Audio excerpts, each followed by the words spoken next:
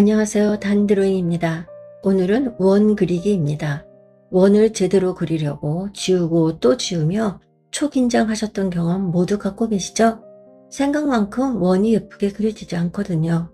그래서 오늘은 원이 어렵다는 것을 깨트려 드리려고 합니다. 쉽고 자연스러운 원을 함께 그리러 갈까요? 잘 지내셨죠? 오늘도 즐거운 드로잉 이야기 시작합니다.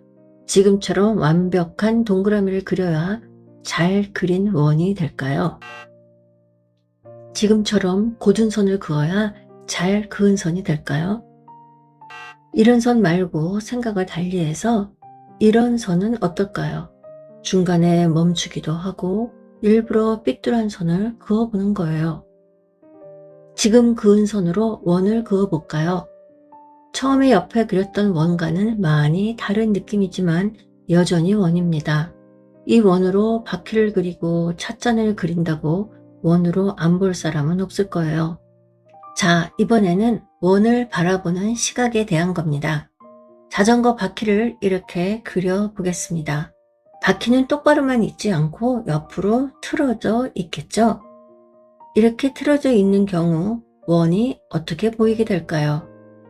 지금처럼 보조선을 긋고 방향에 따라 다르게 보이는 타원 그리기 연습을 해보시는 거예요. 조금 휘어졌을 때는 좀 통통한 타원을, 많이 기울어졌거나 수직으로 꺾어졌을 경우에는 이런 모양으로 보이게 될 겁니다. 가까운 건 크게 보이고 먼 것은 작게 보인다. 이건 누구나 아는 너무 쉬운 얘기죠. 바퀴가 옆으로 나란히 있지 않고 비스듬하게 세워져 있다면 앞의 크기는 크고 뒤에 있는 바퀴는 작아집니다. 바퀴만 잘 그리면 자전거 그리기 90% 완성되는 거예요. 나머지 10%는 자전거의 구조인데요. 이해하면 별거 아닌 게 되어버려요. 앞바퀴 위에는 손잡이가 있고 뒷바퀴 위에는 앉는 곳이 있어요. 두 바퀴에서 페달이 있는 곳까지 해서 거의 삼각형의 모양을 이룹니다. 손잡이 있는 데까지 두 개의 선을 쭉쭉 그어주면 자전거가 모두 연결이 됩니다. 가장 중요한 기능을 하는 체인과 페달을 그려 넣을 차례인데요. 페달을 그리고 체인을 달아줍니다. 의자 높이는 살짝 위로 뽑아주면 되고요. 바퀴에 있는 살은 사실 두 겹으로 되어 있지만 우리는 생략하기로 합니다. 지금 보시는 것처럼 두 개씩 모아 선을 그은 후에 하나 건너씩 선을 더 그어주면 입체감이 생기게 돼요. 바구니도 달아볼까요? 직육면체를 밑을 폭을 조금 좁게 그린 후에 꽃바구니로 변신해보죠.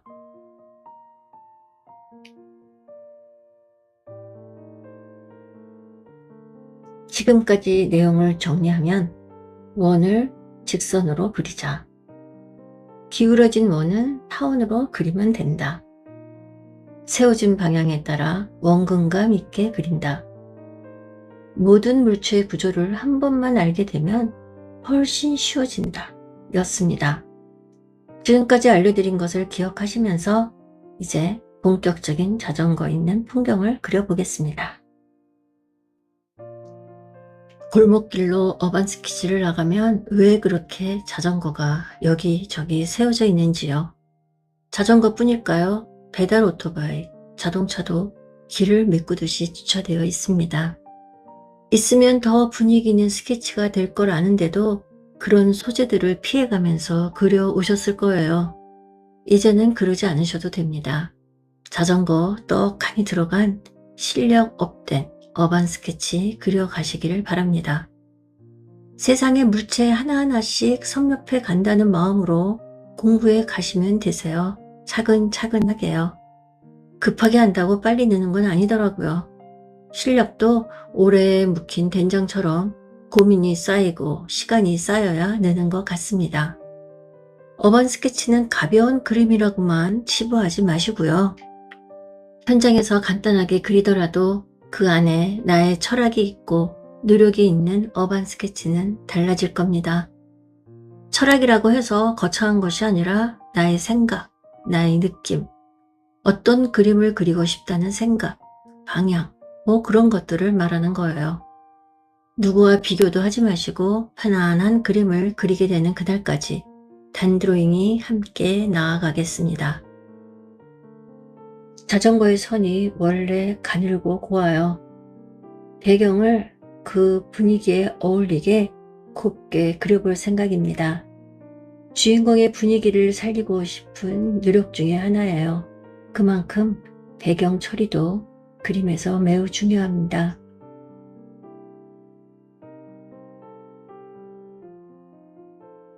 저의 이야기가 하고 싶어집니다. 여러분은 매일 아침 행복하게 눈 뜨세요? 매일 아침 행복하게 눈 뜨고 싶습니다. 깨자마자 파고드는 생각은 오늘은 뭐 하면 되는 거지? 새 눈을 뜨기도 전에 손을 더듬어 폰을 찾곤 하죠. 오늘의 플랜을 훑고는 역시나 어제 다 하지 못한 플랜을 섞어 오늘 플랜 수정에 들어갑니다. 그리고는 숨 한 번 쉬고 벌떡 일어나죠. 일어나자. 간단한 아침을 먹고 커피를 들고 나의 작업실에 앉습니다. 노트북, 데스크탑, 폰을 세팅하고 블루투스에서 흘러나오는 음악을 선정하고 잠시 의자 뒤로 깊숙이 기대 앉아 봅니다.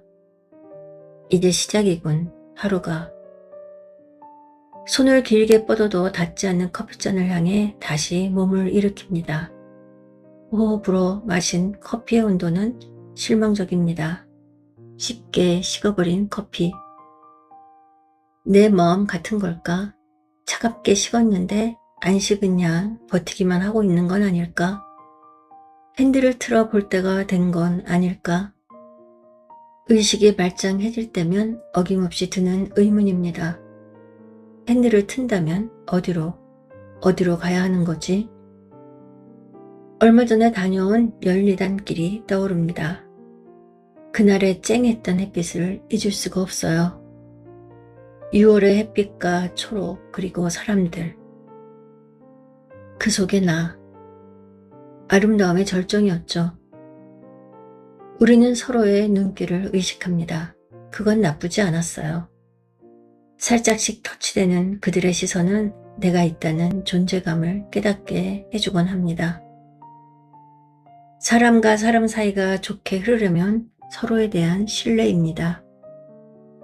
뭐 딱히 그 사람이 내게 말을 안 걸어와도, 뭐 딱히 그 사람이 어떤 액션을 취하지 않아도 그 사람은 늘 그 자리에 있어줄 것 같은, 그 사람은 나에게 해를 입힐 것 같지 않은 그런 신뢰. 끝으로 젠슨 황의 말을 떠올려 봅니다. 똑똑하다는 것은 이제 누구나 할 수 있게 되어간다. AI가 있기 때문이다. 그러나 인격은 대체될 수 없다. 인격, 사전을 찾아봤어요. 심리학적 해석은 어떤 사람을 다른 사람과 구별짓는 독립된 자아로서 생각하고 느끼고 행동하는 모든 정신적 특성의 총체를 뜻한다.